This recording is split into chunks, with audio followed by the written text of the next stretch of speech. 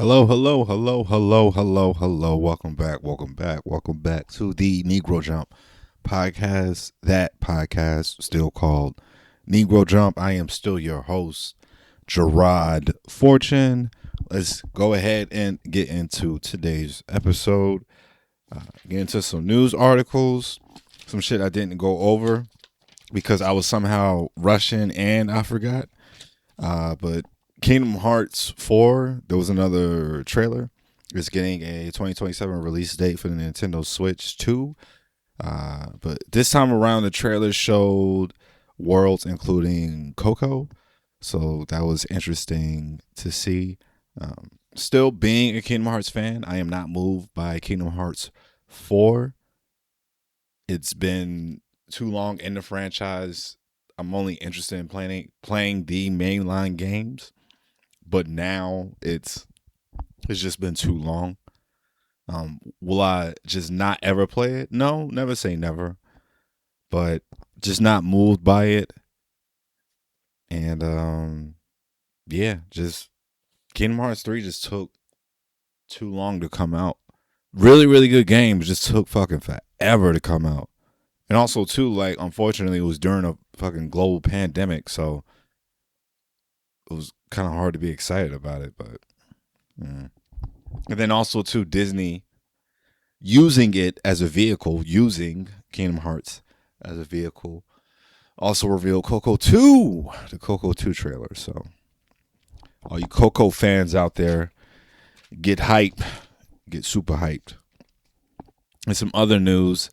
Yeah, Crunchyroll no longer carries physical media, specifically manga. So they're no longer going to be selling manga and light novels. This comes from them reconstructing the organization, the company that is Crunchyroll, with getting rid of their free tier last year, charging more for their current tiers. All tiers are paid. They do not have advertisements in them. They all offer you streaming and simulcasting. The basic tier you can only watch on one device. The upper two tiers, the second one you can watch four. The next one, the ultimate fan tier, you can watch six different devices at once. You also get a 15% discount, and then the mega fan tier, you get a 10% discount. But interesting to see that they would get rid of manga to make room for the digital manga app, which again is very limiting. So we'll see how this ends up for Crunchyroll with their plans to continue on dominating. Just dominating. Well, are they dominating? Because Pirates is still winning, even though they keep knocking out all of the OG sites. The Pirates is still here. So I did get to watch 3 episode 1s of some animes so far this week. So far, been sneaking in some watches. First up, we got Divine Gate episode 1. This is one of those animes where there are kids in the world, or there's people in the world, and powers exist. It starts off where they're on a train. Nobody's named at this point. On a train, this dude just summons this fire sai, a fire sai, and starts going crazy, threatening people. Next thing you know, our main character, he's not censored on the thumbnail, but Iota, he is also a power wielder, and he cloaked his hand in water and then sliced the madman in his abdomen like he was I believe it was the first Raikage, or first or second, with the hand spear. So yeah, he was just a nonchalant guy, and it just took him out. But come to find out, these power users are called adapters, and adapters have the power to go after the Divine Gate, which seems to be some divine power or figure. Divine Gate, I guess. That's just another way to say it. I guess you'll be able to get a wish. That is what it said. If you find a Divine Gate, you can get a wish.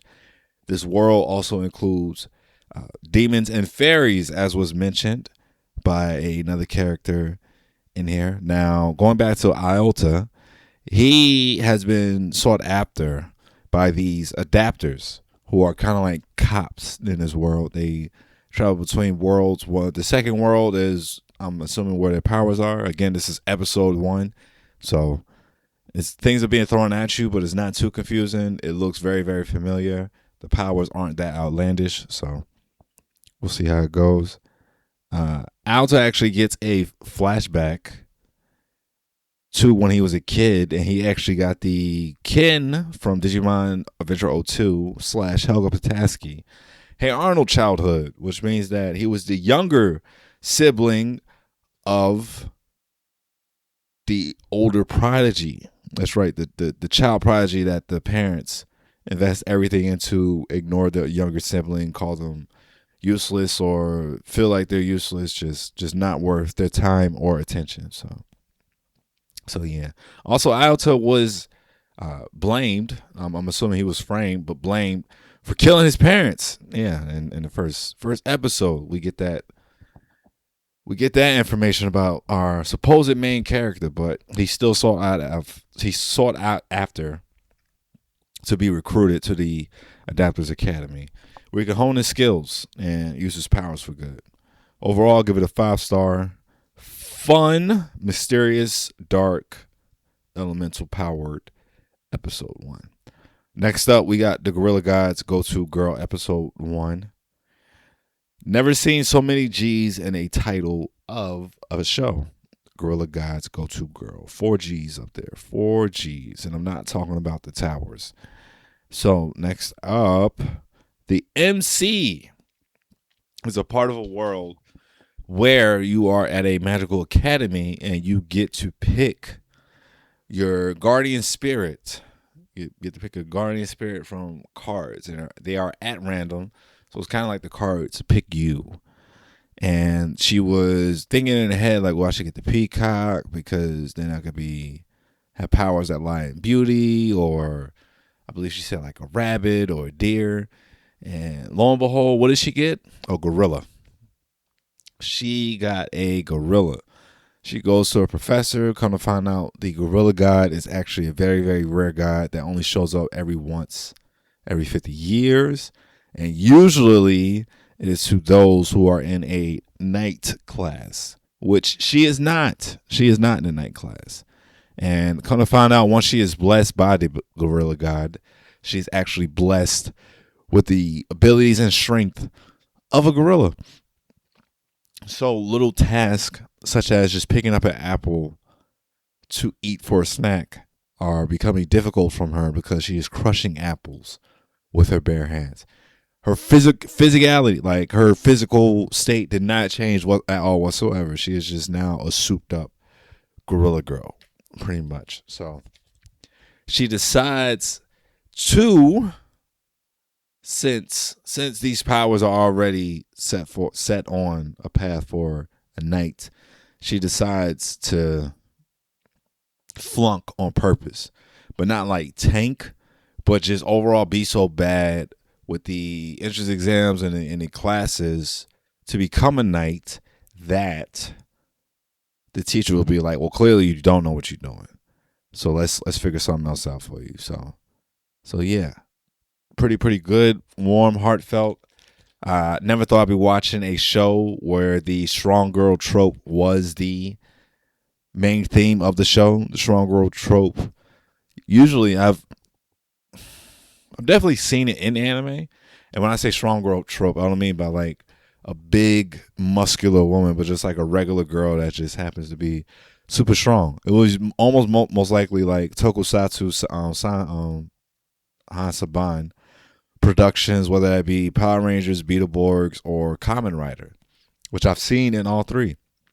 Beetleborgs being, I think the little girl's name was Max, where she would stretch her hands and then she would shoot super strength for a short period of time. And then I believe it was Katie from Power Rangers Time Force, who just happened to have super strength. The whole team didn't have powers, even though there was an alien. I forgot what his powers were, but shout out to Trip. But I believe it was Katie, strong black woman, literally a strong black woman. And then Kamen Rider, Ankh, the body of the detective he's possessing. The younger sister of Ankh's possessed body. She randomly had super strength. It was never explained. Barely even looked at twice. It was just what she had. So interesting to see an anime where this is the whole show. I believe it's only 12, 13 episodes. So go ahead, check out the Gorilla God's Go-To Girl episode 1. Last up, episode 1, Nobunagun. This one caught me just off of name alone. Now, Oda Nobunaga, not always painted as the best character in Japanese history, but the man is legendary. He unified Japan during the Warring States, but is forever demonized in the Onimusha franchise. So he's constantly being brought up in different iterations of media when it comes to Japan. This one being he gets semi-reincarnated into the body of a young girl, schoolgirl who's on a school trip in Taiwan with some friends who are trying to have fun. Next thing you know, everything just goes to shit. The city's being attacked by monsters. There's chaos. Next thing you know, this guy pops up out of nowhere going by Jack the Ripper, who has like these hand knife blade hands, like, you know, those like big sleeves, like that Darkstalker character girl, the zombie girl with the big sleeves. I think she got the talisman on her face, those big claws, and then she got like other sharp weapons up her sleeves. That's literally what his arms look like. So he was fighting like that, like the cyborg guy from Sakamoto Days season 1. That he was fighting on the train. The guy couldn't feel pain, and Sakamoto was just beating the living daylights out of him. So Jack was fighting these things off. The girl, whose name is Oguro Seal, is paralyzed at this point, just watching what's going on, lost from her friends, need to get to her friends. Jack gets jumped, being concerned with Oguro. He ends up losing his powers momentarily from blood loss. As he's depowering, the sphere appears, and Oguro goes up and grabs it as if it feels familiar, and then starts saying that, "I remember."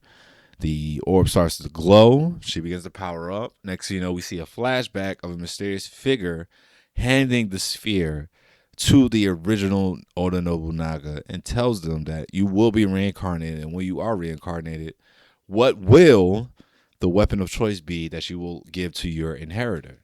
And he simply said, a gun. And what manifests on this girl's arm? A giant gun. Now, did I forget to mention that when we start to show off, Oguro, and this is coming from the description, Oguro is a weapon military otaku. She is a military otaku weapon fanatic. You would have thought when they show her room that she was junior ROTC with how much military memorabilia, like propaganda she has in her room. And like, not like the Asian joint with the digi-camo. I mean like old school 90s, 2000s Jeep Wrangler camoed out models, fighter jets, army men, camo print all over the room. This is not a girl's room at all whatsoever. So yeah, this is where we're at. So, and she has these nightmares and terrors where she is reliving Oda Nobunaga's death on the night hundreds of years ago when he died during the Warring States. So shout out to her. Episode ends with her holding a gun and them praising that Oda Nobunaga is back. So yeah. Folks, that is it for today's quick episode. Shan and Vega, two recurring guests on this current season of Negro Jump, currently in Japan right now. If they're not in Japan, they're on their way to Japan. So let's send them some love and energy. So any of the listeners that are out there in Japan, or the one or two listeners that are in Japan, I see the analytics. Somebody's listening to it in Japan. Uh, Shout out, go find them. Follow them on all the things. Channel Mac 87 on Instagram and TikTok, and that DJ Vega. They might give you a sticker. They might take a pic with you. Tell them shout out Negro Jump. Tell them Jarrod needs to come out there, do a live podcast. I'll do it. But shout out to those guys for visiting the motherland. Real quick, something that I have been trying to do, so it's not just me rambling on about anime as always. I want to try to give you guys some music recommendations, but I keep forgetting because I put these shits at the very end. I missed the last two. Let's see. So last week when I was doing Brand New Day, actually no, the episode before that, I was supposed to recommend Tandem Talk 3 by Ben and Butcher and Leon Thomas Folks, but I might have recommended that one. So let me shut up. Let's do the next one. The next one was Masayoshi Takanaka, Brazilian Skies. Good time, jazzy city pop, 80s guitarist Masayoshi Takanaka. Get familiar with him. If you are familiar with Fruitcake or Cassiopeia, you will love Takanaka. Listen to all of it, but Brazilian Skies is that like fun, upbeat. You want to change the mood? Go fuck with your boy. And to balance it out, because we got to balance it out here on Negro Jump, Zach Fox, Shut the Fuck Up Talking to Me. One of my favorite hip hop albums in the last decade, being the 2020s. It's a very short EP.